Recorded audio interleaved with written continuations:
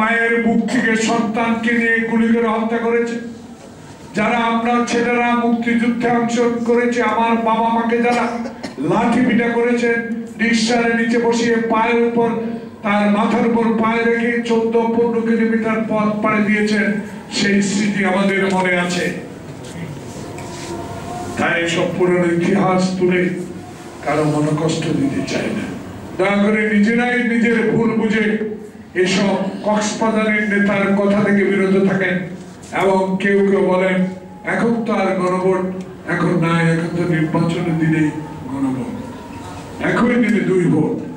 চলুন আর হন্যাগন্যার ভোট না, চলুন আমরা সবাই এই সরকারকে সমর্থন দিই, যাতে আর আওয়ামী প্রেতাত্মারা আবার এসে বাংলাদেশের রাজনীতিকে কোনটা না করতে পারে, সেই দিকে অগ্রসর হতে হবে। তাই মোটর এই 7ই নভেম্বর হলো প্রকৃতপক্ষে আমাদের রাজনৈতিক অঙ্গনে একটা টার্নিং পয়েন্ট।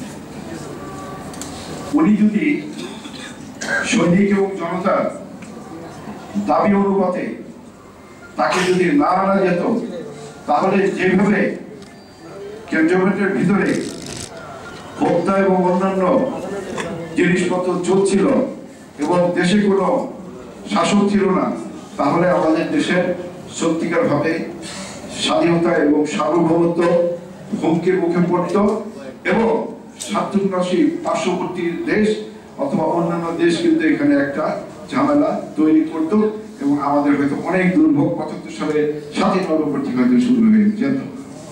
এই জন্য এই দিনটা আমাদের কাছে খুবই গুরুত্বপূর্ণ।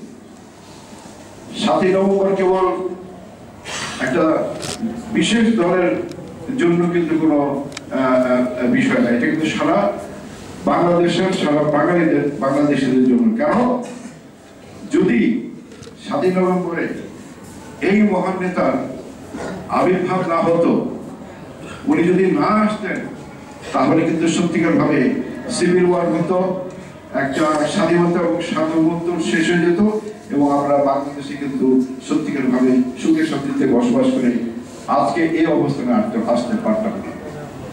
সেই জন্য বাংলাদেশের সকলের কাছে 7ই নভেম্বর জাতীয় বিপ্লব এবং সংহতি দিবস হিসাবে খুবই খুবই গুরুত্বপূর্ণ। তো আমরা গর্ব করি এই দিনটাকে নিয়ে এবং এই দিনটা আমরা সবসময় মনে রাখবো যে জাতীয়ভাবে যাতে এটা প্রতিপালিত হয়। আওয়ামী দোসররা যে যেখানে ছিল সেখানেই তারা অবস্থান করে তাদের রাজত্ব কিন্তু কায়েম করে চলেছে। আমি পরোক্ষভাবে আমি স্বয়ং নিজে বিভিন্ন থানায় আমার নিজ অবস্থানরত এলাকার যে থানা এবং ডিসি, ওসি সবার সাথে কথা বলেছি যে আওয়ামী লীগের এই দোসররা 15টা, 16টা, 17টা, 18টা, 19টা, 20টা পর্যন্ত মামলা নিয়ে তারা এখনো এলাকায় প্রকাশ্যে কিভাবে ঘুরে বেড়ায়। এই যে হঠাৎ করে ঝটিকা মিছিল যে হচ্ছে বাংলাদেশে আসন্ন নির্বাচনকে ভিন্ন খাতে প্রভাবিত করার জন্য, যে আওয়ামী লীগ গুপ্তচরের মতো হঠাৎ করে ঝটিকা মিছিল করে রাজপথে একটা বিশৃঙ্খলা তৈরি করার সৃষ্টি করে, সেটা কিন্তু আমার মনে হয় আমাদের দেশের প্রশাসনই তাদেরকে সেই প্রশ্রয়টা দিচ্ছে, কিন্তু এটা বলার মতো কেউ নাই।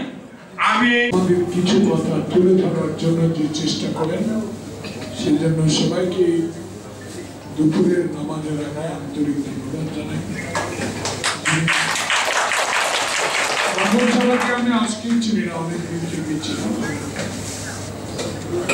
অত্যন্ত বলিষ্ঠ ভূমিকা আমার ডান পাশে যিনি সভাপতি, ওনার সাথে আমার বহু আগে থেকে পরিচিত,